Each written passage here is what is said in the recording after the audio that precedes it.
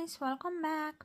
In today's video I'm going to do a tutorial about Botrytis Petal Blight, and I'm going to teach you how to prevent Botrytis fungus from ruining your orchid flowers. Botrytis is a fungal disease that can affect many different types of herbaceous and woody plants, and orchids are no exception. Botrytis strikes during cool, damp weather where air circulation is poor and limited sunlight is provided.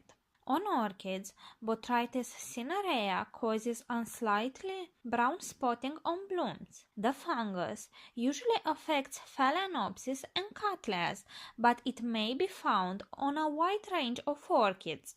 Orchid flowers are more susceptible to infection, although the disease doesn't threaten the life of the orchid. I consider to be a pity to wait a whole year for flowers and then to have them ruined by botrytis. The fungus lives on dead or decaying plant material and begins producing and dispersing spores during cool and damp weather.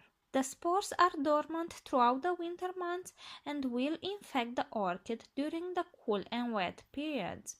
Damp conditions, rapidly increasing of humidity, or disturbing infected plants may release spores into the surrounding growing area. Spores can be distributed by wind, rain, or any mechanical action such as touching flowers in appropriate conditions. Temperatures in the mid-60s to low 70s Fahrenheit or 18 to 23 Celsius and wet plant surfaces and ambient humidity of at least 92% are ideal conditions.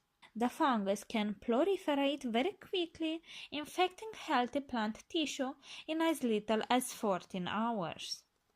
I must be honest with you, I have never encountered this fungus in my growing collection.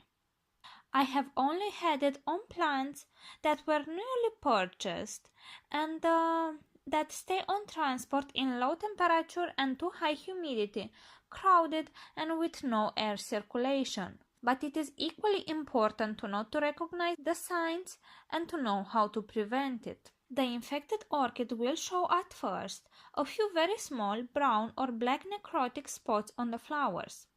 These spots may increase in size and number as the infection progresses and may be surrounded by a pale pink margin. In severe infections, the spots can merge and gray, webbed fungal growth called mycelium may become visible.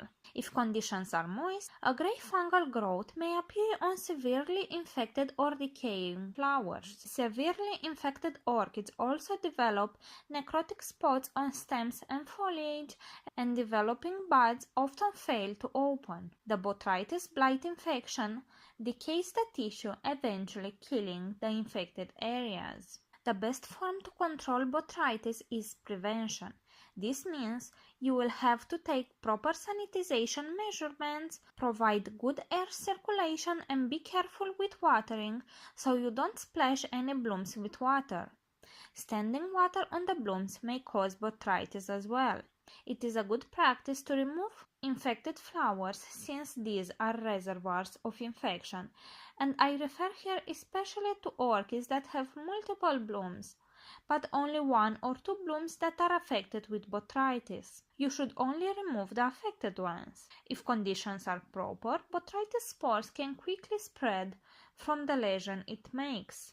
Always water your orchids at soil level and avoid splashing water on their blooms or leaves. This eliminates the potential of transporting fungal spores from one plant to another.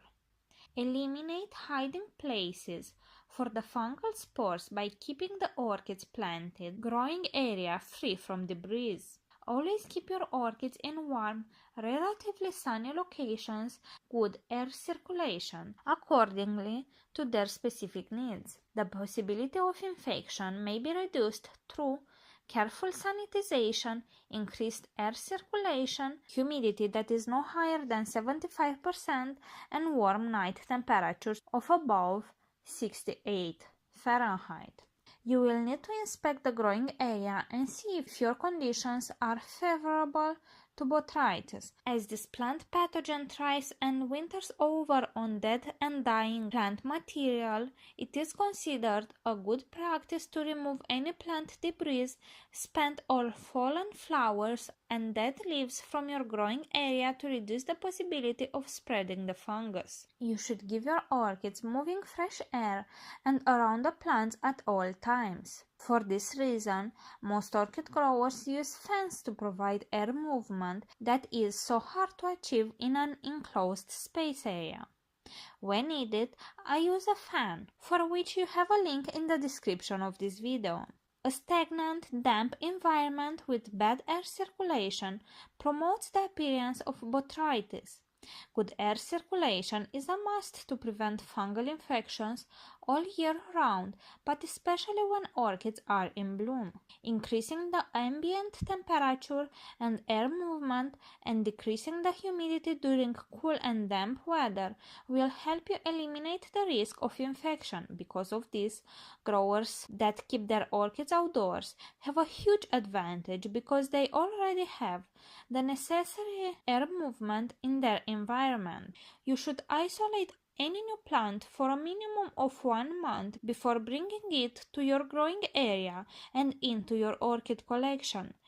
During this isolation period, you should keep an eye on the new acquisition for signs of any pests or diseases that could be spread to your other plants. Once the botrytis spotting occurs, you can do nothing to make it disappear. You can only prevent further occurrences and spreading it to the other blooms. Prune away the infected areas with a sharp, sterile cutting tool and sterilize it between cuts with alcohol and flame it to prevent spreading the infection onto the orchid's healthy tissue. Then, spray the orchid with a protectant fungicide like Daconiel, for which we have a link in the description of this video.